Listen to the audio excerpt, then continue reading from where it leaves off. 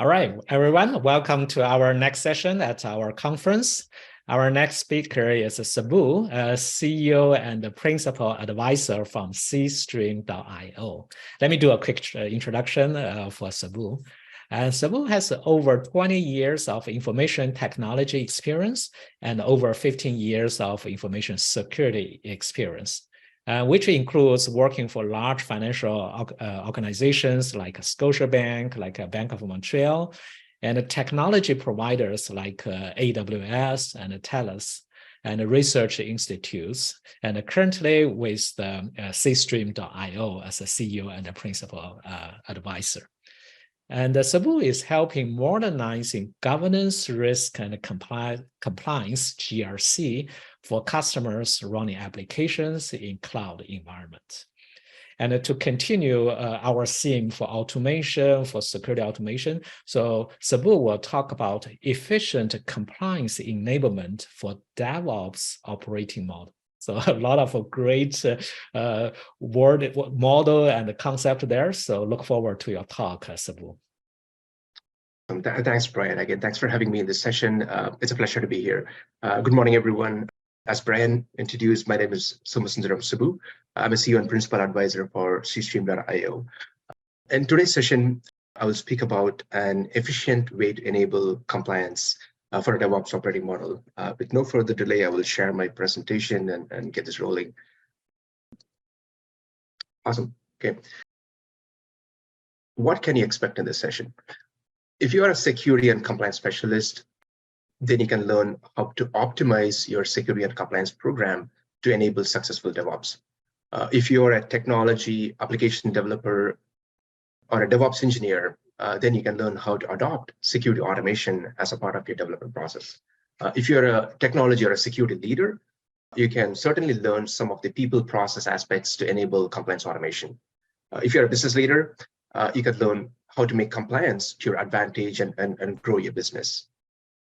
But before I get started, I would like to explain how we arrived at the solution at cstream. Right? We started by speaking to a lot of people. At cstream, we spoke to a number of security experts, compliance experts, product leaders, technology and business leaders, to primarily understand the challenge of adopting compliance. So what did we learn? Often, the business leaders we spoke with wanted to move fast in getting new features and products out to the market. They wanted to help their customers. They wanted to do the right thing. They also wanted to grow their business. Hence, they chose to adopt a DevOps operating model that allows them to be agile and get features to the customers faster. However, they're frequently challenged with a small team problem. But the small team, it's small because the number of tasks that they need to do is a lot larger. I've worked in a small organization. I've also worked in larger organizations. In both cases, they always feel like they have a small team compared to the number of tasks that they need to accomplish.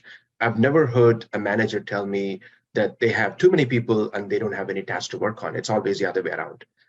So they combined the small team challenge and the intent to go fast is interesting.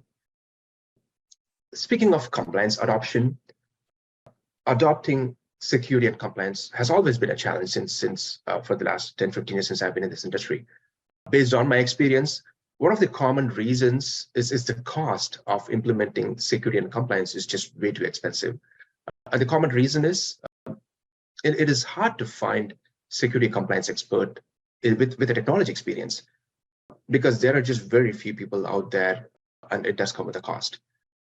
And with new innovation from the technology vendors and cloud providers, they've been releasing services and features every 3 months or every 6 months.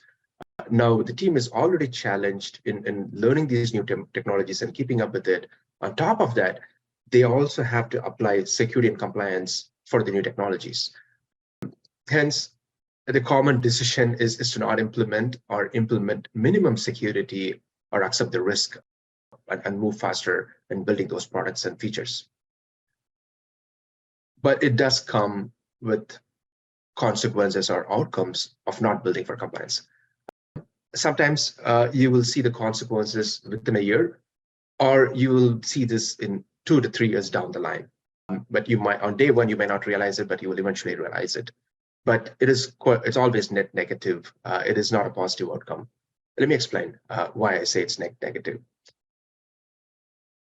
First, it starts with internal challenges. I've heard technology leaders say that they're not sure what is happening in their environments, meaning they don't feel they have the right visibility.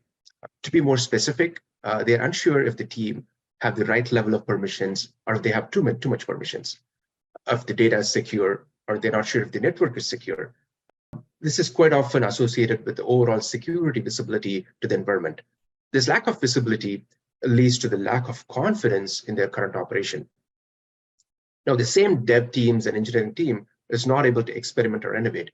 This is because they're just worried that the current environment could break or something bad could happen if they experiment, if the experimentation fails, or if they break something, or if it breaks something. So they stop innovating. Overall, they also end up accumulating a lot of risks over time. And it doesn't stop here. It doesn't stop only with an internal challenge. It also grows to external challenges and growth challenges. First, you might not be able to expand to new regions or new domains. For example, if you are a Canadian or a US-based business and would like to expand in Europe, now you have to be GDPR compliant, especially if you're handling with personally identifiable information. Another example, let's say you are a fintech business and providing financial services. Now you want to expand into health insurance, then you have to handle healthcare data. Then you may have to be HIPAA or HITRUST certified. Or let's say you are in a B2B business, and if you are planning to work with another business or enterprises, if they want you to be SOC 2 certified, or if they want you to pass their vendor governance process, then you have to take care of that too. In all these three scenarios that I explained, now you're forced to rebuild the application to meet the compliance need, or you're spending time collecting evidence to prove that you're compliant. Now, the same developers are not spending time building the next greatest customer feature that you want them to. Instead, they're working on rebuilding that they already built, or are spending time collecting evidences to prove that they're compliant. Hence, from my experience, it's always better to adopt security and compliance as a part of the development process, and also in the early stages, so you optimize the evidence collection, optimize the compliance adoption over time, and then you can have a lot more smoother experience when you start to grow within the customer base. At C-Stream, our mission is to help customers to grow fast, stay compliant, but at a lower cost, because we don't want to make it another expensive process for you to get compliant. But we do that by building enhanced automation that aligns with a simplified process with the latest technologies. In this session, you will see one of the solutions from C-Stream to integrate compliance in a DevOps operating model. Of course, from experience, there is no one-size-fits-all approach. It really depends on your current automation maturity level. You could be an early stage in the DevOps adoption, or you could be in the early stage of your compliance integration adoption, or you could already have a mature DevOps or DevSecOps practice, or you could somewhere be in between. But to simplify this compliance adoption, at C-Stream, we have developed a phased approach to help integrate compliance in your DevOps process. Let me explain this phased approach just for a second. So we have three phases to help you. First is the analysis phase, and the next you plan, and then you execute for automating the compliance adoption. The overall goal is to automate the right things the right way. We certainly don't want to waste time or money automating things that are not critical and things that are not aligned with your DevOps process. We have to stay focused on automating the right things so you can quickly accelerate your compliance adoption automation. So let's look at the analysis phase and what needs to be done here. Okay. In this phase, the goal is to anticipate the business need and identify the compliance alignment. When it comes to business need, speaking of that, the geo growth, customer segment growth, industry growth should be considered. You do not want to be surprised, like after 6 months or 1 year, that hey, I have to get into this geo. Now my technology is not ready for that, or I have to expand to this customer segment. My technology or compliance is not ready for that. You have to capture this right away. This helps to be ready for regional expansion or expansion with new customer domains, and also help innovate within your own domain itself. Now you can start to plan the security compliance required to align with your business needs. Next, you need to start somewhere. It is already difficult enough to meet one compliance, but if you have multiple compliance needs, it gets even more complex. So what I recommend is start with one compliance that you immediately have to meet, and then plan the next one after you get comfortable. Or let's say you don't have any immediate compliance need, but anticipating something in the future, maybe a year or two from now. Then you can start with an industry standards like NIST or a CIS benchmark that provides enough preparation, because NIST and CIS already has some type of standardization organization that aligns with a bunch of compliances. The last option is to follow general industry best practices if you don't want to align with one or two. But I highly recommend that at least you start with option 2, so you have some type of structure when you're adopting compliance or a standard. Now that you have selected, let's assume you have selected a compliance or a standard to work. The next stage is to get prepared for the implementation. Okay. This is where the preparation stage begins. In the preparation stage, this is where you start to work with product owners, project managers, program managers, technology leads, architects. They all should be involved in getting prepared for this type of implementation. As a first step, you start by identifying the business requirements, technical and security requirements that needs to be implemented. Then you start to prioritize for automation based on criticality, because automation is the key here. That's what's going to save you money and cost and also time to kind of build. What I noticed is sometimes we tend to work on the low-hanging fruits or the easy ones to automate. However, this easy to implement may not be the most critical ones that's going to help you get better at compliance adoption. So you have to start looking at what is the right thing to implement. Second important thing is you need to prioritize based on cost savings, time to build, and the criticality of the automation. Last, but another important aspect is to identify the availability of security and compliance automation for that technology. When you pick a technology, it's really important that does the same technology vendor also provide security and compliance automation, because not all tech come with automation for security and compliance. If you don't choose the right technology, you may end up building all this custom automation that's going to cost you a lot of money and time for building those. So you have to spend time being cautious on picking the right technology that provides the same level of automation that you're looking for. Okay.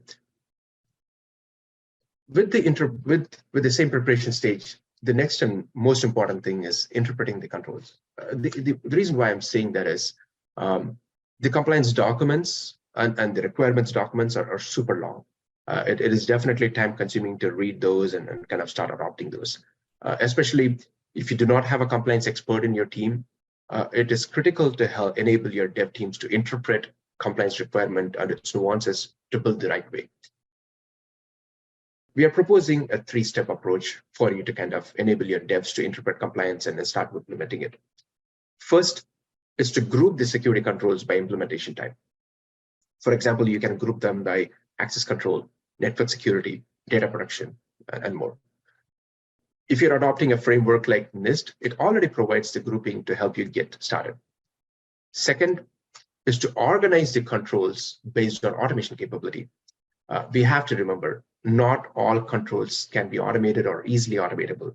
There are some process controls and people-based controls which cannot be automated, or it's tough to automate. So it's important that you focus on automating the technical controls that can help you move faster. Third step in this process is to align or assign the control groups based on the development activity.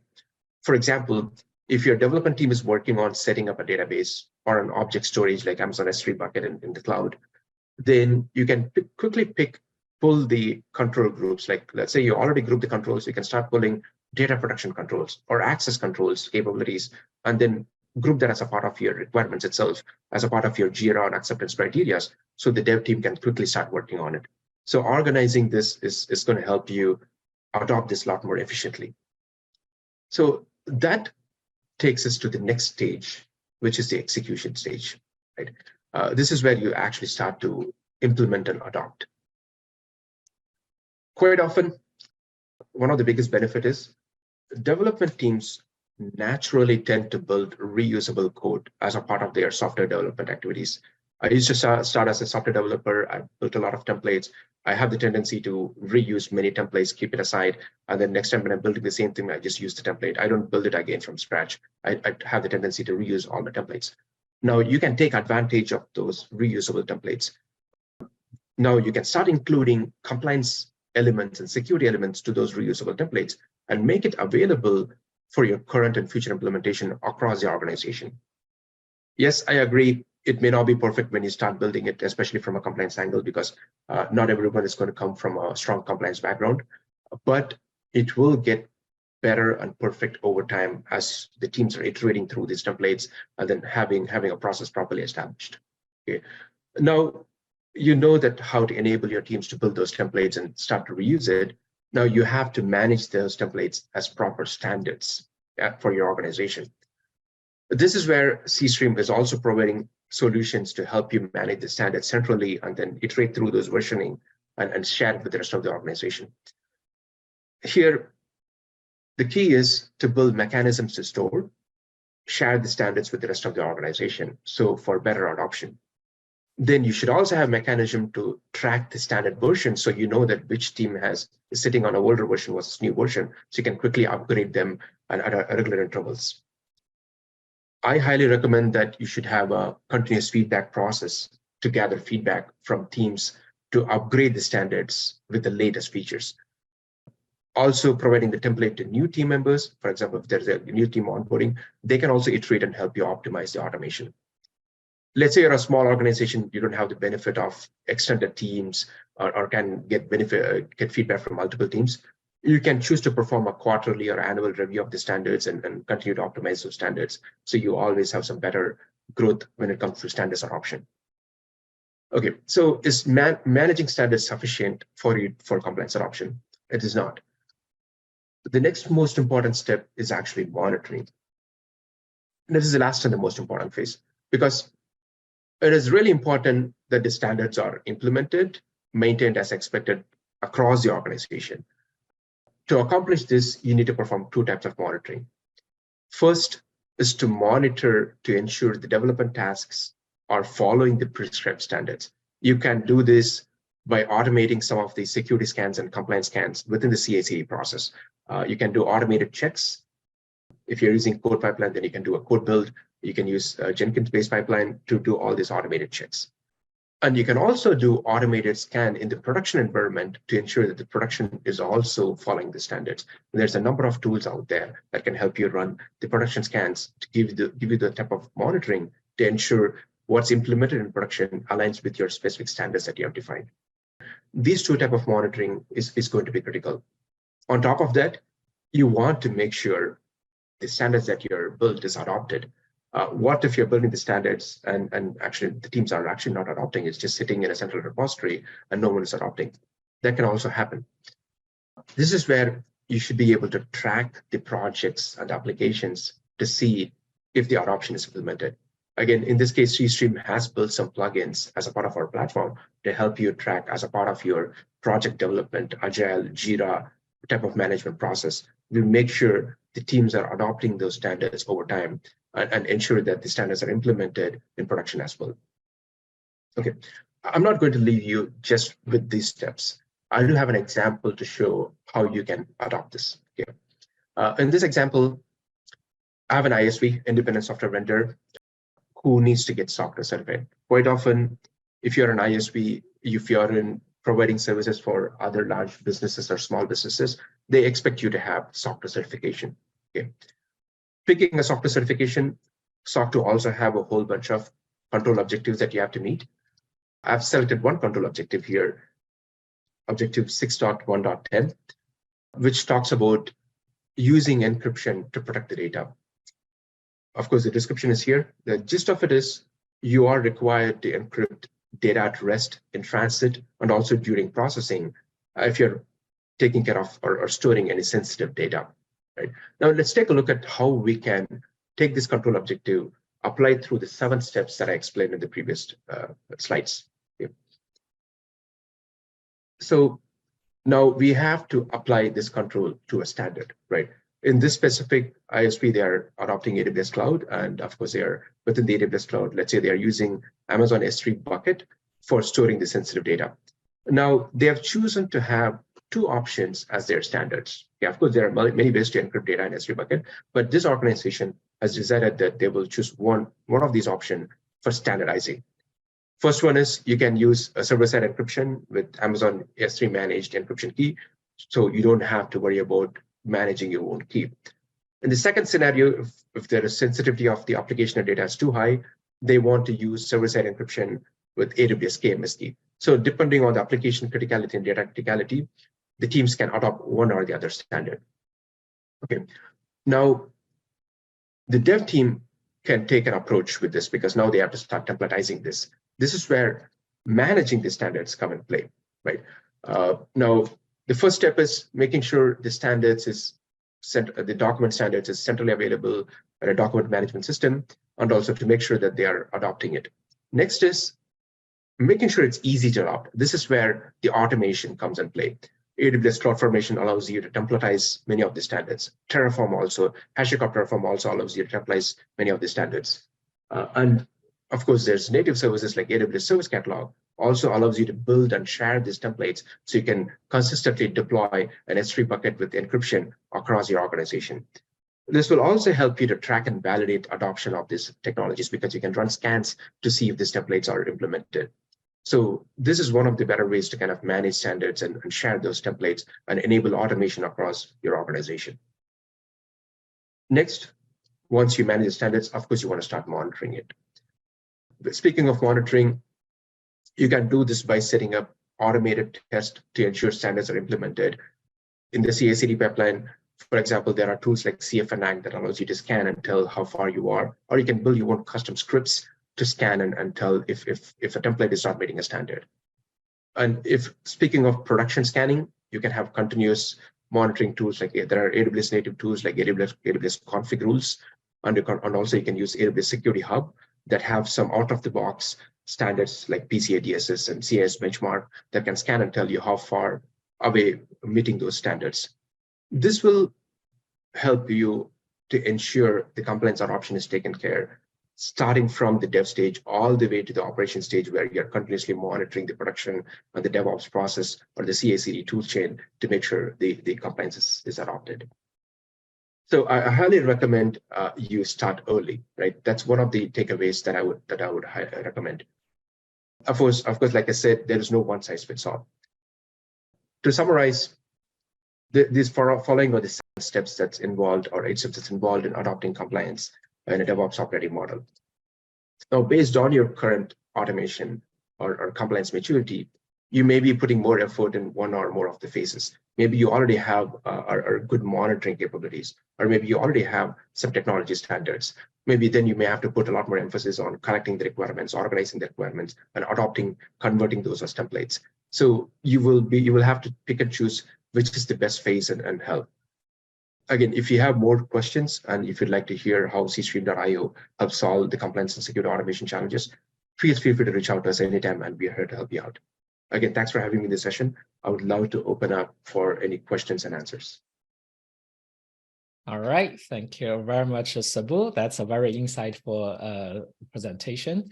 And I like you lay out the step-by-steps how to conduct a successful compliance management. And also in the end, you provided a solid example to demonstrate how to wire things together. All right, so we do have a couple of questions. I think the first question really is, usually in the organization, especially for large organization, they have multiple teams. They have a compliance team, they have a security team, they have a privacy team, all this. So oftentimes compliance team may not very familiar with the emerging technologies or cybersecurity things like cloud or DevOps concept. So which cause some like a challenge when they communicate with each other or understand each other. So what's your opinion on how to bridge those technical or culture gaps? Great question. So I think luckily I had the opportunity and privilege to work with many large organizations like this. This is where there's definitely a concept called center of excellence. So what you do is you build experts from these different teams together. So there's definitely an application architect working from the application team, an architect from a DevOps team, architect from the security team, and an architect from the compliance organization, or a leader from the compliance organization. They come together and build this center of excellence. And if you're in the cloud adoption journey, they call it the cloud center of excellence team. So they come together and bring the knowledge frequently. And again, in addition to that, of course, you need a platform or some type of tooling to kind of help you organize the standards, manage the standards, share across the different teams, and also help coordinate the steps that I told today. And of course, like I said, in my past life, I used to be a part of those Center of Excellence team where we frequently meet like once a week, try to understand what they're trying to accomplish. And then sometimes we meet like almost every day to kind of get to a better state. And then from there, we slow down and communicate heavily via the tools that we have and ensure that option is maintained. So in essence, we need some like a champion, people like you, right? So can bridge the gaps and also communicate, understand on compliance side, understand on the technology side, and also understand on the process side. So which can help wire the whole things together. So that's great input. Another question regarding the compliance is compliance. There are so many standards, and also plus the situation like we have so many complex environments. So we talk about cloud, right? So multi-cloud, Azure, AWS, GCP, and on-premises, and some places we don't even know. So how do you kind of automate those kind of compliance processes across such a complex environment? Yeah, you hit the nail on the head. The question exactly addresses the challenge that I'm trying to say, because these are the main reasons why adopting compliance is actually a challenge. And because there's so many technologies out there, and there is very little talent who can go in there, understand the technology, and also apply compliance for those standards. The process that I explained today is where I would start, like understanding the business requirement, understanding what technologies that aligns with your business requirement. Sometimes you may have to retire technologies that is not helping you get where you have to get to and move to a modernized technology. I think quite often we try to put Band-Aid on a older technology, and then what happens is it ends up acquiring so much technology debt, I would say. So it's better to kind of quickly move to a better technology and start adopting compliance on that new technology that provides that level of automation that you're looking for. So that's usually the way I would do. But however, you can have some interim processes. So you do have to manage compliance. So you may not be able to achieve all honest, you may not be able to achieve a lot of sophisticated automation on older technology because the technology does not support it. What you may end up doing is building heavy custom automation on top of it. That's going to cost you a lot of time and money. You would realize that it's even better for you to move to a newer technology and just accelerate faster. Excellent. All right, so those are the one is on the process side, like follow for example, the steps you describe, right? So which will be tailor the solution for your organization, for your environment.